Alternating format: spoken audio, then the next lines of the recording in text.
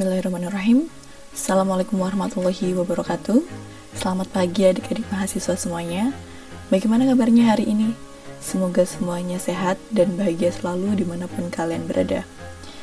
Semoga pandemi ini segera berakhir sehingga kita bisa bertatap muka langsung di kelas dan bisa melaksanakan pembelajaran secara normal.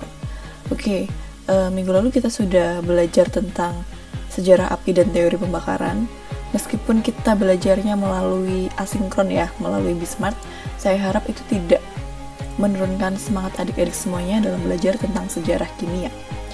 Mungkin ini adalah sedikit review materi tentang minggu lalu ya. Jadi di pertemuan minggu lalu itu telah diuraikan tentang sejarah api dan teori pembakaran beserta tokoh-tokoh yang berperan di kala itu.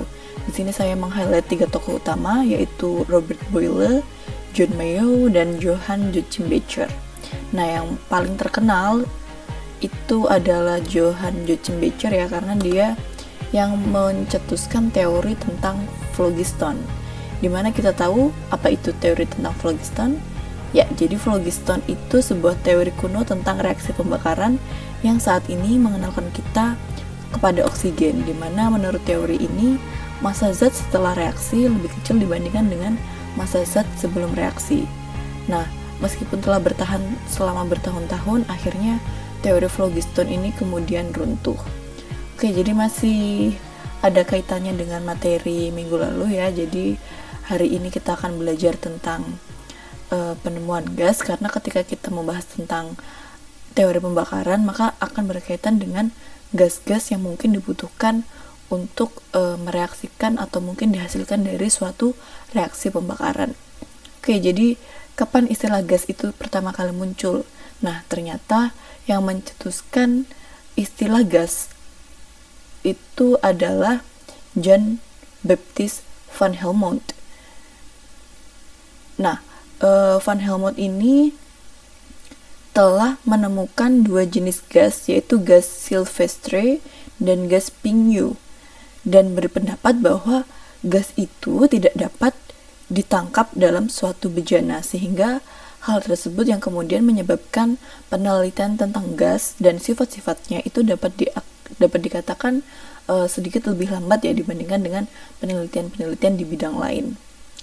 Begitu. Nah, jadi kaitannya dengan teori-teori penemuan gas, hari ini kita akan belajar dari beberapa tokoh yang berperan di bidang ini. Di antaranya adalah ya ada Stephen Hales, ada Joseph Blake, kemudian ada Cavendish, ada Skill, dan terakhir ada Priestley. Oke, jadi ini adalah 5 tokoh yang berjasa ya di konsep penemuan gas. Kita awali dari Stephen Hales. Jadi Stephen Hales adalah salah seorang yang berjasa dalam usaha menampung gas yang terjadi pada suatu proses pembakaran atau pemanasan.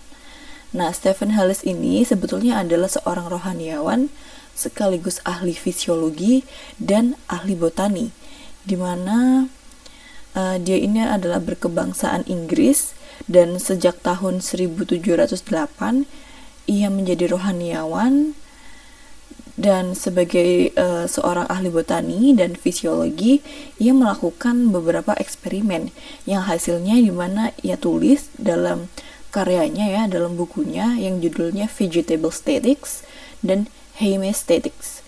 Nah, untuk buku Vegetable Statics di sini itu menjelaskan peranan daun bagi pergerakan cairan dalam tumbuhan dan pernapasan tumbuhan. Adapun di buku Hemestatic, beliau ini membahas tentang aliran darah, tekanan darah, dan denyut jantung.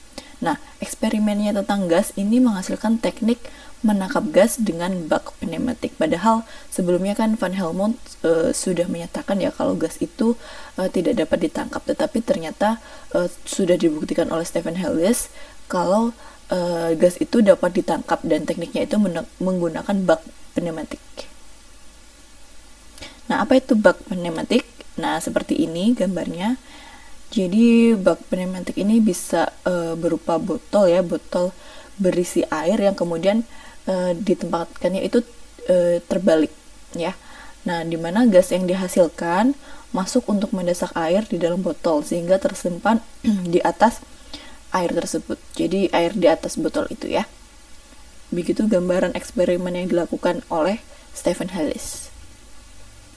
Nah, kemudian ketika kita berbicara dengan eksperimen Hales, jadi selain botani, dia juga gemar melakukan penelitian ya dalam bidang kimia. Nah, di mana eksperimennya itu banyak yang bersifat kuantitatif, sedangkan eksperimen yang bersifat kualitatif tidak begitu dihiraukan, sehingga hasil-hasil penelitiannya tidak begitu terlihat ya di kala itu.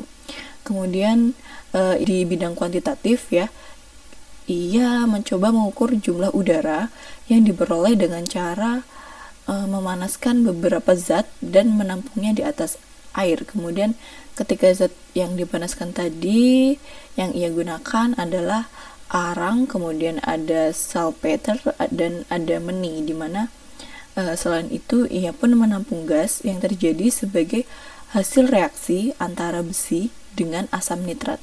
Nah, semua gas itu kemudian yang ia sebut sebagai udara ya oleh Hales, dan setelah diukur volumenya, lalu oleh Hales ini dibuang begitu saja tanpa ia selidiki sifat dari masing-masing udara itu. Oke, kemudian Stephen Hales ini juga mengamati bahwa udara dalam bejana penampung akan terpakai banyak jika fosfor yang dibakar di dalamnya itu juga relatif banyak. Jadi Hales menarik suatu kesimpulan yang kabur ya, yaitu bahwa udara banyak terdapat dalam hewan, tumbuhan, dan mineral. Itu kan sesuatu yang istilahnya mungkin tidak nyambung ya dengan eksperimen yang dia lakukan. Nah, sebagai ahli botani, ia berpendapat bahwa tumbuhan mengambil sebagian dari makanannya dari udara melalui daun. Ia juga menganggap bahwa udara sebagai unsur utama, walaupun hasil eksperimen Hales ini tidak banyak ya, tetapi ternyata hasil eksperimennya ini menarik perhatian dari beberapa tokoh penting, yang diantaranya adalah Joseph Black dan Priestley. Ya, kita lanjutkan dengan Joseph Black. Oke, tadi kan Joseph Black sudah tertarik dengan penelitiannya si Stephen Hales ya. Nah, siapa itu Joseph Black? Oke, jadi Joseph Black adalah seorang ahli kimia ya. Jadi selain dia adalah seorang ahli kimia, Joseph Black ini juga merupakan seorang dokter, di mana dia ini lahir di Prancis dari keluarga yang keturunan Skotlandia. Nah, hasil eksperimen Black ini sangat penting dan sangat terkenal ya, terutama tentang magnesia dan hubungan antara potas atau kalium karbonat dengan potas api, kalium hidroksida. Oke, mungkin ini adalah beberapa penjelasannya ya. Jadi bisa di-highlight ada 6 jenis eksperimen Joseph Black. Yang pertama nih, mungkin ini istilahnya masih asing ya untuk kalian, jadi nanti kita akan diskusikan lebih lanjut setelah kalian menonton video ini. Nah, yang pertama adalah magnesia alba, yang mungkin kalau sekarang kita kenal sebagai magnesium karbonat. Ketika dipanaskan kuat-kuat, maka akan kehilangan separuh beratnya, serta akan menghasilkan sebuah zat baru yang dinamakan dengan magnesia usta. Oke, magnesia usta di sini adalah magnesium oksida. Kemudian eksperimen yang kedua, jadi asam vitriol, kalau yang kita kenal sekarang adalah asam sulfat, dengan magnesia alba akan menghasilkan garam Epsom atau magnesium sulfat disertai dengan peristiwa menggelegak. Kemudian yang ketiga, magnesia usta dengan asam vitriol juga menghasilkan garam Epsom tetapi tidak disertai peristiwa menggelegak. Yang keempat, larutan garam Epsom bila ditambahkan dengan potas terjadi endapan magnesia alba, dan bila larutannya dipisahkan dan diuapkan maka akan terbentuk suatu tartar vitriol, kalau sekarang kita kenal sebagai kalium sulfat.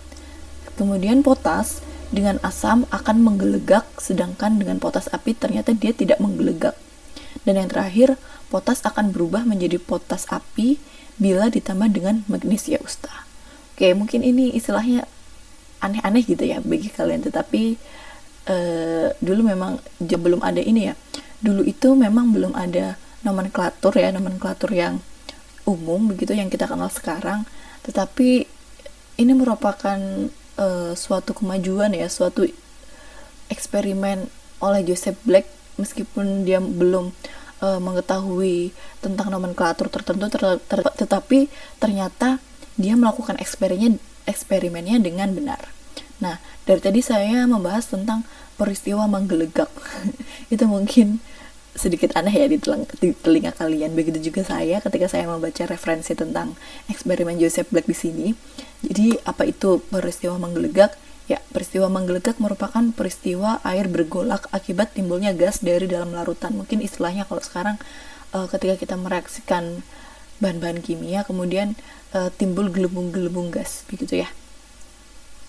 Oke, itu adalah eksperimen Joseph Black. Nah, seperti yang saya sampaikan tadi ya,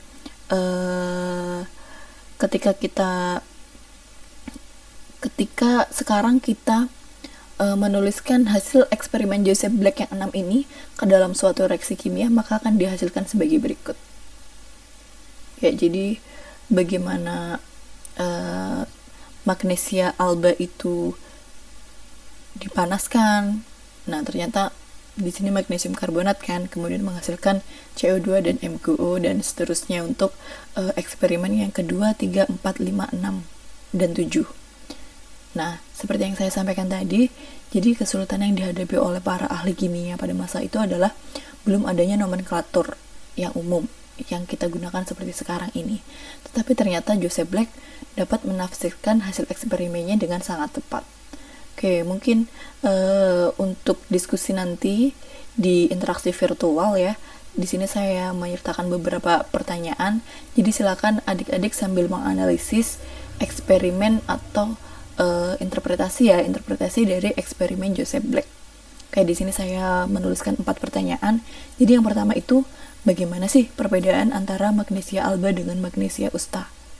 Kemudian, bagaimana cara membuat magnesia alba dari magnesia usta? Yang ketiga, bagaimana perbedaan potas dengan potas api? Dan yang terakhir, apa yang terjadi jika hawa padat diberikan oleh potas kepada magnesia usta? Oke, silakan dianalisis dari slide yang sebelumnya. Nanti di interaksi virtual kita diskusikan yang ini ya. Baik, selanjutnya adalah Henry Cavendish ya. Jadi berbeda dengan Joseph Black, Cavendish di sini adalah seorang ilmuwan yang masih percaya pada teori phlogiston. Padahal sebelumnya kan kita sudah tahu ya kalau teori phlogiston itu setelah berjaya berabad-abad kemudian runtuh begitu ya. Nah, salah satu yang mempercayai teori phlogiston ini adalah Henry Cavendish. Henry Cavendish adalah seorang ahli kimia dan fisika dari Inggris yang terkenal karena penelitiannya dalam bidang kimia tentang gas dan teori listrik. Dan ia dilahirkan di kota Nice, kemudian dia belajar dan bekerja di laboratorium ayahnya, tempat di mana ia melakukan penelitian. Jadi untuk Henry Cavendish di sini terkenal karena penelitiannya dalam bidang kimia tentang gas dan tentang teori listrik ya, karena dia juga selain sebagai ahli kimia juga sebagai ahli fisika. Nah, kemudian apa saja eksperimen-eksperimen yang dilakukan oleh Cavendish? Jadi, hasil eksperimen yang dilakukan Cavendish ditulisnya dalam artikel yang berjudul Three Papers Containing Experiments on Fractious Air dan Experiments on Air yang dimuat dalam Philosophical Transactions.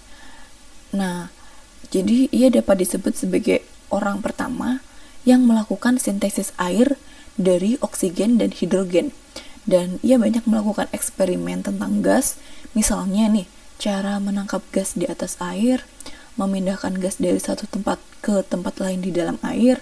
Selanjutnya tentang hawa padat, ia mengetahui bahwa gas tersebut dapat memadamkan lilin yang menyala.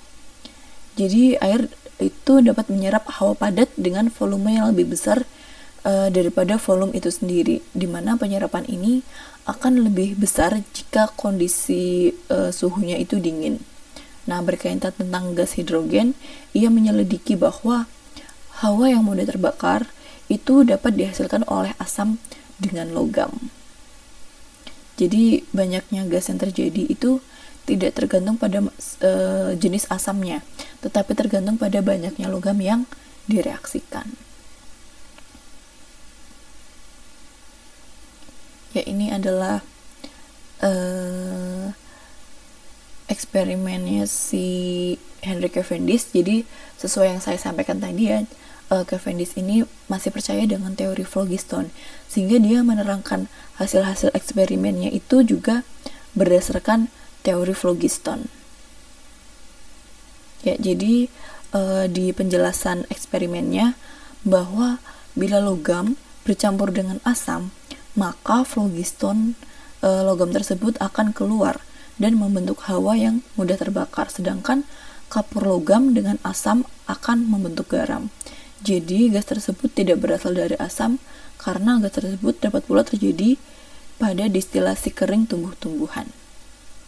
Oke, jadi kemudian Cavendish di sini membedakan sifat hawa yang mudah terbakar dengan sifat hawa padat, di mana hawa yang mudah terbakar itu tidak dapat larut dalam air maupun basa, sedangkan hawa padat itu bisa ya. Kemudian dengan cara-cara dan dengan alat-alat tertentu, kemudian dia dapat mengetahui bahwa hawa yang mudah terbakar itu 11 kali lebih ringan daripada hawa biasa. Dimana pada tahun 1783, setelah oksigen itu ditemukan ya, dia ini mereaksikan hidrogen dengan oksigen dengan pertolongan bunga api listrik. Jadi dengan eksperimen ini dia dapat melakukan sintesis air dan sekaligus menentukan susunannya.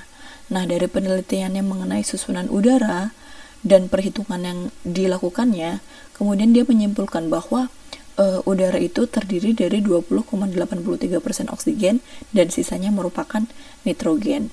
Nah, pada tahun 1784, kemudian dia meneliti tentang susunan atmosfer, di mana susunan atmosfer bagian atas itu susunan udaranya dikatakan sama dengan susunan udara pada atmosfer bagian bawah. Selanjutnya pada tahun 1785, Cavendish ini kemudian mereaksikan gas nitrogen dan oksigen di atas air sehingga terjadilah asam nitrat. Ya, yang selanjutnya ada Carl Wilhelm Scheele. Jadi selanjutnya ini ada seorang ahli kimia lain yang sebetulnya dia menemukan oksigen, tetapi dia tidak memperoleh pengakuan dari dunia ya. Dia adalah Carl Wilhelm Scheele. Ya, jadi Scheele ini adalah seorang ahli kimia bangsa Swedia. Dia lahir pada tahun 1742 dan bekerja pada sebuah apotek di Göteborg pada usia 14 tahun dan usia 15 tahun. Jadi semenjak itu dia mulai belajar tentang kimia ya. Nah, selanjutnya dia bekerja sebagai apoteker di beberapa kota. Misalnya ada di Malmö, Stockholm, dan Uppsala. Nah, pada masa tersebut, para apoteker membuat sendiri obat-obatan dan mineral, dan karenanya mereka menekuni penelitian dalam bidang kimia. Sebetulnya Scheele di sini terkenal sebagai orang yang sangat pandai serta memiliki daya pengamatan yang kuat. Jadi dia itu meskipun dia hidup dalam kemiskinan, dia ini rajin dalam melakukan eksperimen dalam laboratorium dengan alat-alat yang bisa dibilang itu sederhana. Nah, dari ketekunannya dalam melakukan eksperimen, kemudian dia berhasil menemukan beberapa zat kimia penting, baik zat organik maupun anorganik. Untuk contohnya, zat-zat yang ditemukan oleh Scheele, zat organik ya, diantaranya dia menemukan asam tartrat, asam oksalat, asam laktat, asam nitrat, gliserol, dan aldehid. Adapun untuk zat anorganik yang ia temukan diantaranya adalah gas H2S, HF, HCN, tembaga arsenit yang hingga kini disebut dengan hijau Scheele, kemudian ada asam arsenat, asam molibdat, dan kalsium wolframat. Yang kemudian kalsium wolframat ini orang-orang menamakannya skillet untuk menghormati penemunya, yaitu skill. Ya, jadi mula-mula hasil karyanya skill ini tidak mendapat perhatian dari sesama para ahli kimia, tetapi hal tersebut berubah ketika skill bertemu dengan Bergman. Nah, siapa itu Bergman? Ya, ini adalah potret dari Torbern Olof Bergman ya. Jadi Bergman di sini adalah seorang guru besar bangsa Swedia yang mengajar kimia di Universitas Uppsala. Nah, jadi selain dia mengajar kimia, dia ini juga mengajar tentang botani, entomologi, matematika, dan bahkan fisika.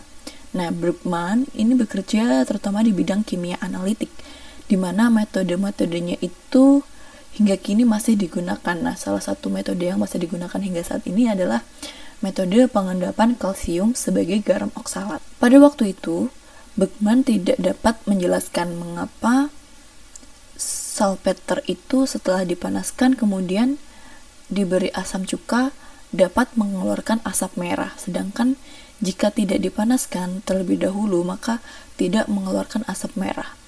Hal tersebut yang kemudian dijelaskan oleh Skill ya. Jadi pada waktu itu Bergman itu tidak dapat menjelaskan hal tersebut, kemudian Skill menjelaskannya. Nah, dari penjelasan Skill di sini bahwa ketika salpeter itu dipanaskan, maka phlogiston dari api masuk ke dalamnya. Karena itu, ketika dicampur dengan asam cuka, maka phlogiston dalam salpeter itu dikeluarkan dan bercampur dengan asap merah. Kesimpulannya bahwa apabila suatu zat dipanaskan, maka ia akan mendapat phlogiston lebih banyak daripada zat semula. Ya, jadi karena Skill ini masih percaya dengan teori phlogiston, maka di seluruh penjelasannya tentang eksperimennya itu masih dikaitkan dengan phlogiston. Nah, seperti yang saya sampaikan sebelumnya ya, jadi Skill ini terkenal sebagai penemu oksigen, tapi tidak memperoleh pengakuan. Jadi eksperimen-eksperimen tentang udara dan pembakaran yang ia lakukan antara tahun 1770 hingga 1773 itu di tahun 1772 kemudian dia menemukan oksigen. Nah, ketika dia ingin mempublikasikan hasil karyanya tentang penemuan oksigen ini, dia itu sudah mengirimkan sebuah naskah yang berjudul Chemische Abhandlung von der Luft und den Fever. Nah, naskah tersebut sebetulnya sudah ia kirimkan kepada penerbit pada tahun 1775, tetapi ternyata karyanya itu baru diterbitkan pada 1777. Adapun Priestley di tahun 1774 dia menemukan gas oksigen dengan cara yang sama dengan Skill. Nah, tetapi karya Priestley ini ternyata segera diterbitkan meskipun dia itu menemukan oksigennya pada 1 tahun setelah si Skill ini menemukan oksigen. Dan karena hasil karyanya Priestley ini diterbitkan terlebih dahulu, sehingga orang-orang sekarang ini menganggap Priestley sebagai penemu oksigen. Oke, jadi sayang sekali ya, mungkin hal ini disebabkan karena dulu juga belum ada internet ya, jadi informasi itu masih lambat proses update-nya ya. Nah, tadi kita sudah berbicara tentang Priestley yang kemudian dikenal sebagai penemu gas oksigen. Ternyata Joseph Priestley selain dikenal sebagai kimiawan, dia ini juga merupakan rohaniawan, di mana mula-mula dia mempelajari tentang agama sehingga dia menjadi rohaniawan pada tahun 1755. Baru kemudian ketika dia menjadi rohaniawan, dia itu tertarik untuk mempelajari IPA. Sebenarnya ia mendapat jabatan di gereja kota Leeds, dan karena ia tinggal di dekat pabrik bir, kemudian dia mengetahui bahwa dalam proses fermentasi itu dihasilkan suatu gas. Nah, selanjutnya dia tertarik untuk mempelajari gas-gas tersebut dan berhasil membuat air soda dengan jalan melarutkan gas karbon dioksida ke dalam air. Jadi tidak hanya tentang sejarah kimia ya. Jadi Joseph Priestley ini juga bisa dibilang dia adalah penemu air soda yang kita nikmati sekarang. Oke, ini adalah beberapa hasil karya penting dari Priestley. Terutama di sini yang saya sajikan adalah hasil karya yang berkaitan dengan udara atau gas. Oke, jadi dalam bukunya Priestley yang berjudul Experiment and Observations on Different Kinds of Air, ia mengemukakan cara menangkap gas pada bak pneumatik, yaitu dengan menampungnya di atas air raksa. Kemudian dengan cara tersebut ia dapat menampung gas-gas yang tak dapat ditampung di atas air karena gas-gas tersebut larut dalam air, misalnya oksida nitrogen, asam klorida, amonia, dan oksida belerang. Di samping itu, ia melakukan eksperimen, misalnya penguraian gas amonia dengan bunga api listrik. Selanjutnya pada tahun 1772, dia juga berpendapat bahwa ada persamaan antara proses pembakaran dengan proses pernafasan manusia. Demikian pula dia mulai memperhatikan bahwa udara yang ketinggalan dalam penyungkup setelah lilin yang menyala di dalamnya padam, jadi udara sisanya ya, dapat disegarkan lagi dengan jalan menaruh tanaman di dalamnya. Jadi dengan eksperimen ini ia menjelaskan hubungan antara kehidupan manusia atau binatang dengan tumbuhan. Oke, mungkin di sini kalian bisa lihat gambarnya ya. Eksperimen dari Priestley. Selanjutnya nih, pada tahun 1775 dia juga mengamati bahwa seekor tikus yang ditempatkan dalam gas tersebut dapat hidup 2 kali lebih lama daripada dalam udara biasa dengan volume yang sama. Ia sendiri juga mencoba bernafas dengan gas tersebut, dan ketika menghirupnya, gas itu terasa sangat ringan dan menyegarkan. Jadi dengan pengalamannya ini, kemudian dia menganjurkan gas-gas tersebut untuk digunakan dalam dunia pengobatan. Jadi tidak hanya skill ya, Priestley di sini juga masih menganut teori phlogiston. Jadi dia berpendapat bahwa apabila lilin yang menyala dalam penyungkup itu kemudian padam, artinya udara dalam penyungkup tersebut telah jenuh dengan phlogiston dan tidak dapat menyerapnya lagi. Jadi oleh karena dalam gas yang baru ia temukan itu lilin dapat menyala dengan hebat, maka Priestley menarik kesimpulan bahwa gas tersebut tentulah tidak mengandung phlogiston sama sekali. Sehingga dia menyebutnya gas yang ditemukannya itu the phlogisticated air. Ya, jadi tidak mengandung phlogiston. Nah, sedangkan gas yang ketinggalan dalam pembakaran suatu benda dalam udara biasa atau gas sisa dinamakan dengan phlogisticated air atau udara yang jenuh dengan phlogiston. Dengan demikian, menurut Priestley, phlogisticated air itu adalah udara ditambah phlogiston, dan the phlogisticated air itu adalah udara dikurangi phlogiston. Ya, jadi sampai pada akhir hidupnya, Priestley tetap mempertahankan teori phlogiston, walaupun yang kemudian pemikiran Lavoisier yang sangat cemerlang ya telah menemukan teori phlogiston tersebut. Tetapi pada kenyataannya, meskipun teori phlogiston ini pada akhirnya runtuh, tetapi teori tersebut runtuh dan sekarang dipandang salah. Namun teori itu sendiri telah dapat menerangkan banyak peristiwa atau proses kimia. Nah, teori ini tetap merupakan suatu tahapan dalam perkembangan teori oksidasi reduksi. Pengeluaran phlogiston berarti oksidasi, sedangkan penerimaan phlogiston berarti artinya adalah reduksi. Di mana kemudian teori tersebut diganti oleh Lavoisier dengan teori baru yang sekaligus membuka lembaran baru dalam sejarah perkembangan kimia sebagai ilmu pengetahuan yang mandiri. Ya, jadi sangat menarik ya tentang sejarah penemuan gas-gas ini yang mungkin pada awalnya masih masih ada kesan mistiknya ya, tapi ternyata pada akhirnya kemudian semuanya telah ditumbangkan dengan ide cemerlang dari Lavoisier sehingga ilmu kimia kemudian dapat berdiri sendiri seperti sekarang ini yang kita pelajari. Oke. Ya, jadi itu sekian yang dapat saya sampaikan tentang sejarah penemuan gas-gas ya. Sampai bertemu lagi di video berikutnya dan sampai jumpa. Saya tutup. Wassalamualaikum warahmatullahi wabarakatuh.